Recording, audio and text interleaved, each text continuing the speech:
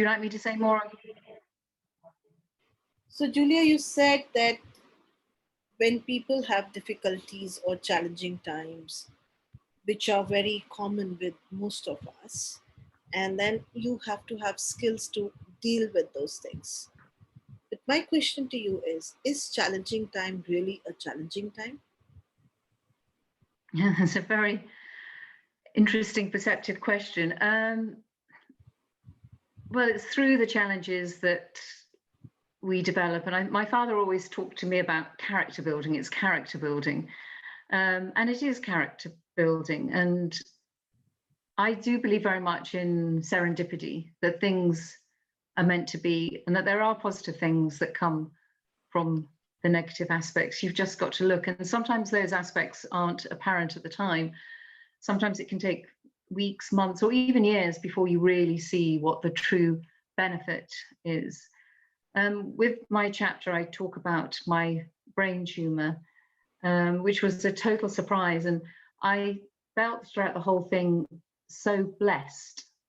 I never thought of it as a bad thing. I felt blessed. And the reason I felt blessed was I had this brain tumor for the neurosurgeon thought 20, 30 years. He could tell because of the kind of tumor it was and that it's a very slow growing tumor, but because of the size, and it was very big when they discovered it, and it was putting pressure on the brain. But it wasn't found through an MRI to check on my brain.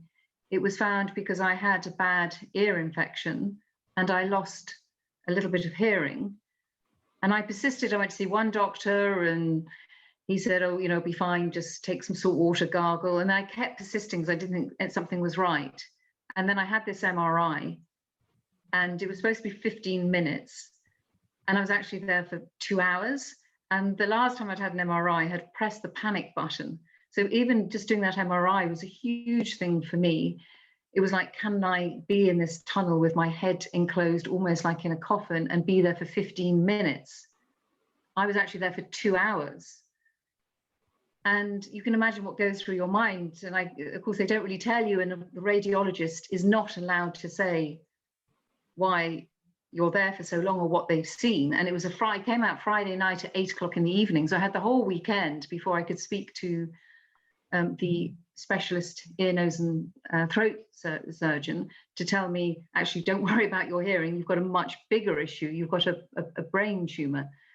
So it was a total surprise. And that the hearing infection that led me to have that first MRI was totally unrelated to finding the brain tumor.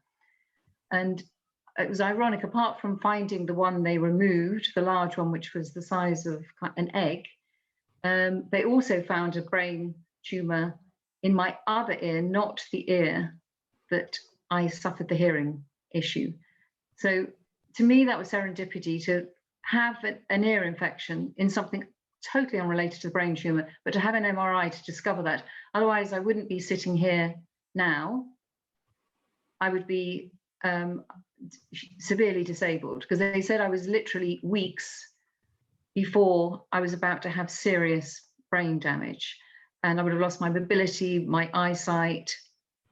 I would have become totally disabled, and I would have probably been very slow, and I wouldn't have really people around me would really have seen it rather than me, I think, at the time.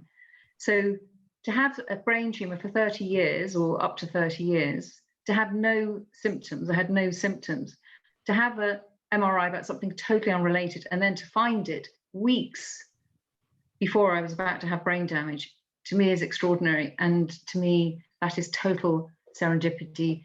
And I was extraordinarily blessed. So I just think I'm one of the luckiest people in the world, and that there was a reason why I was meant to keep living and not to have the brain damage, which would have been the outcome. So you can see how I feel incredibly fortunate to have had a brain tumor